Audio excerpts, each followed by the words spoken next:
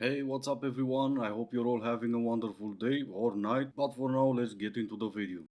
There's a creator on here who said it's a red flag if a man in the patriarchy, a world designed for them to succeed, has achieved less than me. And I'm going to take it a step further. Well, we're talking about a dating relationship here. Okay, a little bit of chisme. I am 35 and I like to date men who are significantly older than I am. Whatever, it's a different TikTok. So here's the deal. If you are a man in our patriarchy and you are 5, 10, 15 years older than me, in a world designed for you to succeed, we have institutionalized barriers for women, and yet I, a 35-year-old woman, have achieved more than you, a man of your age? No. No. That's alright, it was a no for me as soon as you started saying patriarchy. And what exactly barriers are you talking about? You can't be complaining about barriers and at the same time bragging about outperforming men in every case. You never explain those barriers and you never explain how you've achieved more than what a man did. But that's okay, I wasn't really expecting you to, because like I've said earlier, it was a no as soon as you started saying patriarchy. I just saw a content creator post a guy asking a woman, who do you think has contributed more to the world, men or women? And she goes, women by far. And he's like, oh, by far. And you see like he's getting triggered physically. And he's saying, well, who landed on the moon first? And who is the richest person in this world? And then she answers, and who gave birth to them? While I would add, what is the contribution to this world, to us as humans living on this planet, that someone landed on a moon, that someone can go to Mars, that someone is driving some sort of Cybertruck, or someone having $400 billion? What is that contributing to the world? So even that argument is so flaccid, I would say. It's a flaccid argument. Interesting choice in word flaccid, as in he's a man so he can get it up. And I could try to explain to you how one of the biggest achievement of mankind is contribution to the world, but I really doubt you'll get it because you think their mother had a bigger achievement because they gave birth. There are quite a few Nobel Prize winners that are women, from Mother Teresa to Marie Curie. Was that award really supposed to go to them or to their mothers? Oh, I didn't see you there. I just want to get on here really quick to let you know that telling women what you think they want to hear in order to get them in bed does not mean that you have game. Actually, it means that you are a predator. Yeah. Telling women what they want to hear to continue the relationship for as long as you want to continue the relationship so you can continue to sleep with them. Yeah, that's actually coercion, and it makes you a predator. Kind of phenomenal how I've managed to get laid still without having to manipulate people against their will. So I just thought I'd clear some things up for you guys tonight. Manipulate people against their will? I really don't think that's what you meant to say. And yeah, what a big shock. A woman walks up to a man and says, let's do it, and he's gonna say yes. That's almost unheard of.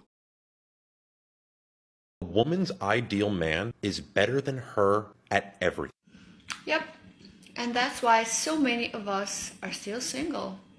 Because so many women have done a lot of work on themselves and men just don't seem to catch up. I don't need to or want to catch up, because if the end result of all that work you've done on yourself is that, I'm good. You really need to stop listening to your sister who telling you that women are happier being single because men are not, because you can see that's a lie whenever you think I need to change everything about myself to have you in my life, and all I have to say is, no, I'm good. I'm going to share the best piece of relationship advice that I've ever gotten because I feel like some of you need it right now. And I feel qualified to say this because I'm now getting married to the most amazing human being in the world. And I had dated a lot, and I had dated a lot of different type of people. I'm talking good men, bad, horrible men, tall men, short men, rich men, poor men, every single type of different relationship, like basically everything. So I do feel qualified to say this, but the relationship advice came from my mom. So of course, when I first heard it, I ignored it. What does she know? But alas. She's Polish, so she was raised in communism. So her relationship advice was always going to be really, really direct. It wasn't like, find someone who loves you, find someone who makes you happy. No. She said, life is already complicated. Do not complicate your own life further. But she said in Polish. So what does this mean? It means your partner should make your life easier. It should be easy to be with them. It should make things easier in general for you. And some of you are going to come in here and say like, oh no, you have to make sacrifices. I'm not talking about like some small sacrifices like, yeah, I like the apartment to be hot and my fiance likes it cooler, whatever. But hear me out. If you're dating somebody and you feel like you have so many more responsibilities and you're cleaning the house all the time, or like all of a sudden you're picking up dishes for two and cooking for two, first of all, you're not dating, you've adopted him. That's making your life harder. Like that's complicating your life. I do get why some people still want to get married, I do, but I can't for the life of me understand why you would marry someone who thinks picking up two dishes instead of one is a sacrifice. Seriously, why would you do that to yourself? Even cooking, what? Boiling 4 eggs instead of 2 is a sacrifice? Adding more meat or vegetables into a pot to make stew for 2 instead of 1 is a sacrifice? Everything you will do for her is bare minimum and everything she would do for you is a sacrifice. What exactly would make marrying her such a good idea? Maybe one of you can explain that to me? Tell me why I literally cannot walk in the mall without being approached by someone. There's this weirdo guy with an orange beard trying to come up to me, and I'm so scared right now because I'm alone. He's like, excuse me, so I turn around. He's like following me, and he's like, excuse me, ma'am. Like, what? So we ran into Sephora, but now I'm back, and I see him again, and I have to do more returns, and I'm literally like shaking. Oh, the poor little lady. She was so scared that she just had to pull up her phone, start recording so she can post a stupid little TikTok. And I know exactly what she's going through because it happens to me all the time. And probably to you guys too. Whenever you take too long to pay for the stuff that you bought and there's a bunch of women or men in some cases behind you. Seriously, that's terrifying. Of course I pay and never see them again, but that's still terrifying. It's like I get my own little stalkers. This is also why loud bars and nightclubs work so well for facilitating romantic relationships. What happens in a loud bar or a loud nightclub is you can't hear someone. So you go, what? And then you get a little bit closer. And all of a sudden, you're accidentally standing in someone's intimate zone, which then that cue cycle begins to kick in where you're like, well, if I'm standing within 1.5 feet from this person, maybe I should feel intimate with them, which then makes you lean in more, makes you want to touch more. That is why people go to bars and nightclubs to facilitate these romantic relationships. It's accidentally going into the intimate zone. She said why bars or clubs are the best way to find love. I would never go into a bar or a club to find love. A hookup? Sure. One night stands? Absolutely. But love? Absolutely not. And I know some people did find the love of their lives in a bar or a club, but for me those will be 2 places I'm never gonna take anyone inside seriously. Hello. Right. If this isn't you, scroll on, or if you don't care, scroll on.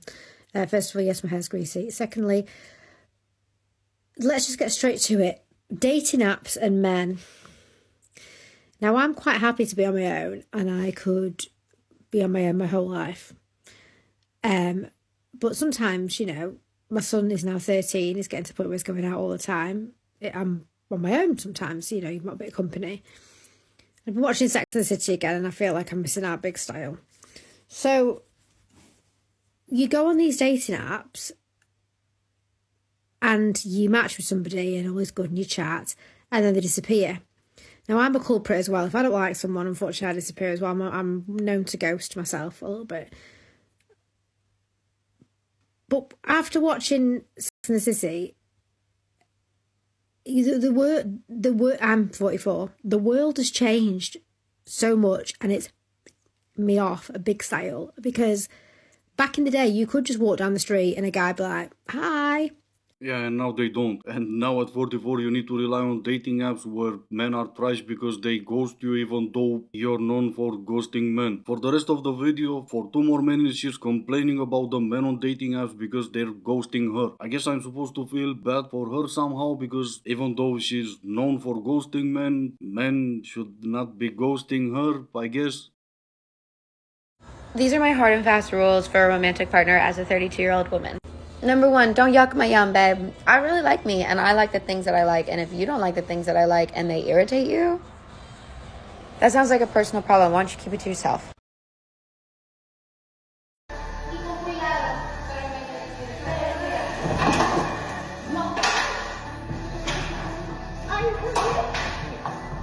Alright, this is gonna be it for today. As always, I do hope you enjoyed it. If you didn't, I still appreciate you for making it this far. Thank you all so much for watching. Stay safe, and I will see you in the next one.